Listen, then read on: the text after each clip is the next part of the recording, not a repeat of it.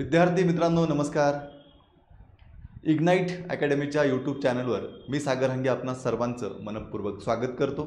विद्यार्थी मित्रांनो, WRD अर्थात जलसंपदा विभागाच्या माध्यमातून 4497 पदांची जाहिरात ही 2 दिवसापूर्वी प्रसिद्ध झालेली आहे. आणि या विभागामध्ये ज्यांचं ग्रॅज्युएशन झालेलं आहे अशा विद्यार्थ्यांसाठी सुद्धा खूप चांगली संधी या ठिकाणी उपलब्ध आहे. सरळ सेवेच्या माध्यमातून ही सगळी पदं भरली जाणार आहेत. ज्यांचं ग्रॅज्युएशन झालं आहे अशा विद्यार्थ्यांसाठी कालवा निरीक्षक, मोजणीदार आणि दप्तर कारकून ही पदं खूप महत्त्वाची आहेत. या पदांसाठी एनी ग्रॅज्युएट कुठल्याही शाखेचा पदवीधर फॉर्म भरू शकतो आणि ही तिन्ही मिळून 2377 पदं आहेत, लक्षात घ्या. मग आता WRDच्या माध्यमातून सर्वच पदांसाठी कुठला अभ्यासक्रम असेल हे जाहीर करण्यात आलेलं आहे. 2 दिवस झाले जाहिरात आली होती. विद्यार्थ्यांचा प्रश्न होता की नेमका अभ्यासक्रम काय आहे. तर आता नेमका अभ्यासक्रम या विभागाने दिलेला आहे. तोच अभ्यासक्रम आपण आजच्या व्हिडिओच्या माध्यमातून जाणून घेणार आहोत. विद्यार्थी मित्रांनो, कालवा निरीक्षक, मोजणीदार आणि दप्तर कारकून या पदांसाठी एकच पेपर होणार आहे. आपल्याला पसंतीक्रम द्यायचा आहे आणि त्यानुसार मग आपलं सिलेक्शन होणार आहे. त्या बाबतीत वेळोवेळी अपडेट मी आपल्याला देत राहील. पण आज आपण जाणून घेऊया की नेमका अभ्यासक्रम या परीक्षेसाठी काय असणार आहे. पुन्हा एकदा सांगतो, या तीनही पदांसाठी अभ्यासक्रम सेमच असणार आहे. ही सरळ सेवा आहे. एकच पेपर आपल्याला द्यायचा आहे आणि त्या एकाच पेपरमध्ये चांगले मार्क्स मिळाले तर आपलं डायरेक्ट सिलेक्शन होणार आहे. विद्यार्थी मित्रांनो बघा, आता कालवा निरीक्षकच्या किती पोस्ट आहेत तर 1189 पोस्ट आहेत कालवा निरीक्षकच्या. त्यानंतर मोजणीदारच्या 758 पोस्ट आहेत आणि दप्तर कारकूनच्या 430 पोस्ट आहेत. अशा एकूण 2377 पदं आहेत या 3 संवर्गासाठी. तर आता आपण जाणून घेऊया नेमका या विभागाने अभ्यासक्रम काय सांगितला आहे. बघा, आता मी अगदी थोडक्यात आपल्याला सांगतो की पेपर कसा होणार आहे. लक्षात घ्या, ही सरळ सेवा आहे. ही सरळ सेवा आहे विद्यार्थी मित्रांनो. यामध्ये तुम्हाला मराठी व्याकरण विचारलं जाणार आहे. त्यानंतर इंग्रजी व्याकरण विचारलं जाणार आहे. त्यानंतर तुम्हाला बुद्धिमत्ता विचारलं जाणार आहे. आणि विद्यार्थी मित्रांनो, GS किंवा ज्याला आपण GK म्हणतो किंवा ज्याला आपण सामान्य अध्ययन म्हणतो हे विचारलं जाणार आहे. मराठीचे तुम्हाला 25 प्रश्न असणार आहेत. इंग्रजीचे 25 प्रश्न असणार आहेत. बुद्धिमत्तेचे 25 प्रश्न आणि सामान्य अध्ययनचे 25 प्रश्न, असे टोटल 100 प्रश्न तुम्हाला या पेपरला विचारले जाणार आहेत. ह्या तीनही पदांसाठी हाच पॅटर्न असणार आहे, लक्षात घ्या. विद्यार्थी मित्रांनो, आपण जर तलाठीची एक्झाम दिली असेल, झेडपीची एक्झाम दिली असेल तर सेम पॅटर्न आहे, लक्षात घ्या. अभ्यासक्रम पण सेम आहे. मग आता तुम्हाला 100 क्वेश्चन, एक लक्षात घ्या, तुम्हाला 100 क्वेश्चन सोडवायचे आहेत. एक क्वेश्चन 2 मार्कांसाठी आहे. अशी 200 गुणांची तुमची परीक्षा होणार आहे. आणि हा पेपर सोडवण्यासाठी तुम्हाला 2 तास वेळ मिळणार आहे, लक्षात घ्या. 2 तास वेळ मिळणार आहे. विद्यार्थी मित्रांनो, 45% मार्कांची अट आहे, लक्षात घ्या. 45% हे तुम्हाला मिळालेच पाहिजे, तरच तुमचं मेरिट लिस्टमध्ये तुमचा अंतर्भाव होईल, हे लक्षात घ्या. चला विद्यार्थी मित्रांनो, आता एक हे तुम्हाला समजलं आहे. मग आता आपला जो आजचा मुख्य विषय आहे अभ्यासक्रम, त्याच्यावरती आपण जाऊया. बघा, मग आता नेमकं मराठीमध्ये काय विचारलं जाईल, इंग्लिशमध्ये काय विचारलं जाईल, बुद्धिमत्तेमध्ये काय आणि GS मध्ये काय, हे सगळं आपण जाणून घेऊया. बघा, पुन्हा एकदा थोडक्यात तुम्हाला सांगतो. मराठीचे 25 प्रश्न असणार आहेत 50 गुणांसाठी. आणि दर्जा मराठीचा काय असणार आहे, 12वीचा असणार आहे. 12वी लेवलची काठिण्य पातळी असणार आहे. आणि माध्यम प्रश्न कोणत्या भाषेत येतील, मराठीमध्ये येतील, लक्षात घ्या. त्यानंतर इंग्रजीमध्ये 25 प्रश्न असतील 50 मार्कांसाठी. दर्जा 12वीचा आहे आणि माध्यम इंग्रजी आहे. म्हणजे इंग्रजीचे प्रश्न हे फक्त इंग्रजीमध्येच विचारले जातील. त्यानंतर सामान्य ज्ञान म्हणजे GS किंवा GK हे 25 क्वेश्चन आहेत 50 मार्कांसाठी. आणि याची जी काठिण्य पातळी आहे, दर्जा जो आहे प्रश्नांचा, हा पदवीच्या लेवलचा, ग्रॅज्युएशनच्या लेवलचा असणार आहे, लक्षात घ्या. आणि बौद्धिक चाचणी 25 क्वेश्चन 50 मार्कांसाठी, दर्जा पदवीचा असणार आहे. आणि GS आणि बुद्धिमत्ता ह्या दोघांचेही प्रश्न आपल्याला दोन्ही भाषेमध्ये असणार आहेत. म्हणजेच मराठीमध्ये पण प्रश्न असणार आहे आणि इंग्रजीमध्ये पण प्रश्न असणार आहे, लक्षात घ्या. किती कालावधी मिळतोय परीक्षेला, 2 तास. आणि वस्तुनिष्ठ बहुपर्यायी म्हणजेच MCQ टाईप क्वेश्चन आहेत. एक प्रश्न 4 ऑप्शन. चला हे समजले सगळ्यांना. चला आता आपण पुढे जाऊया.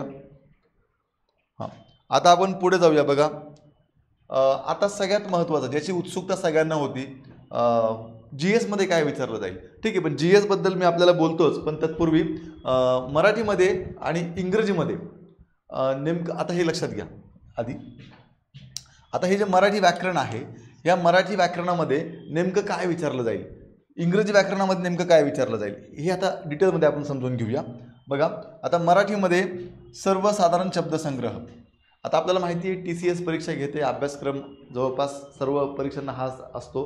मग या अनुषंगाने आपल्याला तयारी करायची आहे.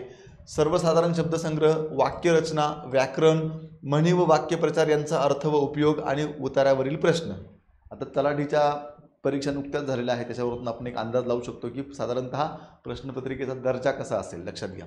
ठीक आहे. त्यानंतर इंग्रजीमध्ये general vocabulary, sentence structure, grammar, idioms and phrases, their meaning and uses and comprehension.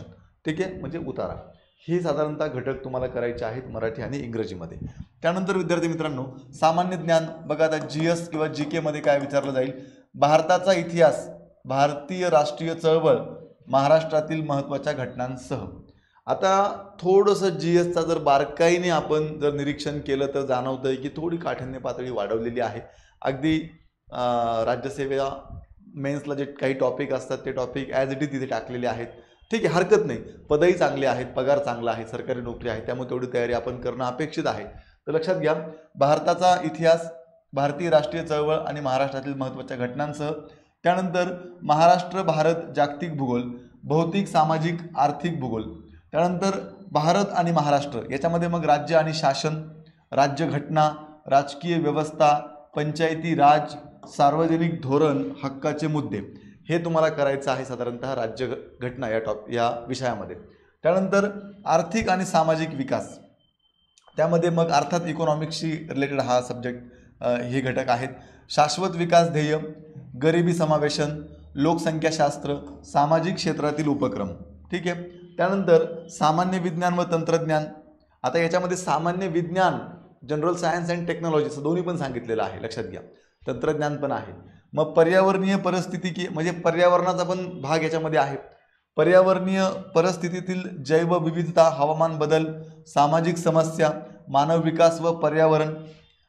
त्यानंतर भारतीय अर्थव्यवस्था, विकासविषयक अर्थशास्त्र, वृद्धी आणि विकास. त्यानंतर चालू घडामोडी, आंतरराष्ट्रीय, राष्ट्रीय, महाराष्ट्रासह, कृषी आणि ग्रामीण विकास आणि महाराष्ट्रातील विविध जिल्ह्यांचा भूगोल, सामाजिक इतिहास, हवामान इत्यादी स्थानिक बाबी आणि वैशिष्ट्ये. म्हणजेच स्थानिक बाबी सुद्धा विचारल्या जातील असं या ठिकाणी स्पष्ट म्हटलेलं आहे. म्हणजेच आपल्याला जिल्ह्यांची माहिती घेणं सुद्धा गरजेचं आहे. साधारणतः आपण ज्या परिमंडळातून, ज्या जिल्ह्यातून फॉर्म भरलेला आहे त्याची माहिती आपल्याकडे असणं गरजेचं आहे, लक्षात घ्या. आणि आता हे GSला बघून तुम्ही घाबरू नका. याच्यावरती आपण पुन्हा पुढच्या लेक्चरमध्ये आपण जाणून घेऊया की नेमका GSची तयारी कशी करायची, कोणतं मटेरियल काय वापरलं पाहिजे, पुस्तक कोणती वापरली पाहिजे, या सर्व अनुषंगाने मी तुमच्याशी बोलणार आहे. माझ्यासहित आमची बाकीची टीम जी आहे, इग्नाईटची सगळी टीम तुमच्याशी बोलेल, काळजी करू नका. त्यामुळे याला घाबरू नका, हे आपण सोपं करून घेऊया. आणि आता बौद्धिक चाचणी. बौद्धिक चाचणीमध्ये वेगळं काही सांगायची गरज नाही आहे. उमेदवार किती लवकरात लवकर अचूकपणे तर्क निष्कर्ष काढू शकतो या अनुषंगाने प्रश्न असतात. त्यासाठी प्रॅक्टिसच करावी लागते. तरी आपण समजून घेऊया काय. सामान्य बुद्धिमापन व आकलन, तर्क आधारित प्रश्न आणि अंकगणित आधारित प्रश्न. आता फक्त बुद्धिमत्ता जरी म्हटलं असलं तरी खाली एक लाईन टाकलेली आहे, अंकगणित आधारित प्रश्न, म्हणजेच अंकगणित पण विचारलं जाणार आहे, हे लक्षात घ्या. तर अशा पद्धतीनं हा सिलेबस आज WRDने जारी केला, तो मी आपल्यासमोर मांडला. या सिलेबसची जर आपल्याला PDF हवी असेल तर इग्नाईट अकॅडमीच्या टेलिग्राम चॅनलला याची PDF आलेली आहे, आपण तिथून ती डाउनलोड करू शकतात.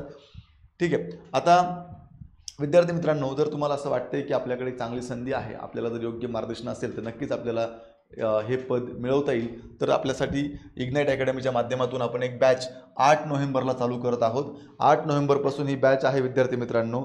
याच्यामध्ये लाईव्ह प्लस रेकॉर्डेड लेक्चर असणार आहे. म्हणजेच ही बॅच लाईव्हच असणार आहे. पण जे विद्यार्थी लाईव्ह नाही करू शकत असे विद्यार्थी नंतर पुन्हा हे लेक्चर रेकॉर्डेड स्वरूपात परीक्षेपर्यंत कितीही वेळा बघू शकतात. विद्यार्थी मित्रांनो, महाराष्ट्रामधील अत्यंत नामवंत TCS IBPS पॅटर्न शिकवण्याचा ज्यांना दांडगा एक्सपिरियन्स आहे असे सर्व तज्ज्ञ शिक्षक तुम्हाला इग्नाईट अकॅडमीच्या माध्यमातून या बॅचला उपलब्ध असणार आहेत. त्यामुळे जास्तीत जास्त विद्यार्थ्यांनी या बॅचला ॲडमिशन घ्या. फीससुद्धा आपण खूप कमी ठेवलेली आहे, जेणेकरून जास्तीत जास्त विद्यार्थ्यांचा फायदा या निमित्तानं व्हावा. विद्यार्थी मित्रांनो, अनुभवी शिक्षक वृंद आहे. स्ट्रिक्टली न्यू पॅटर्ननुसार शिकवणी मी सांगितलं तुम्हाला आत्ताच. PDF स्वरूपात तुम्हाला नोट्स उपलब्ध असतील. डाऊट क्लिअरिंग सेशन असेल आणि 200पेक्षा जास्त तुमच्या टेस्ट, प्रॅक्टिस टेस्ट या घेतल्या जातील. ठीक आहे विद्यार्थी मित्रांनो, त्यासाठी तुम्हाला इग्नाईट अकॅडमीचं इग्नाईट अकॅडमीचं ॲप्लिकेशन तुम्हाला डाउनलोड करायचं आहे.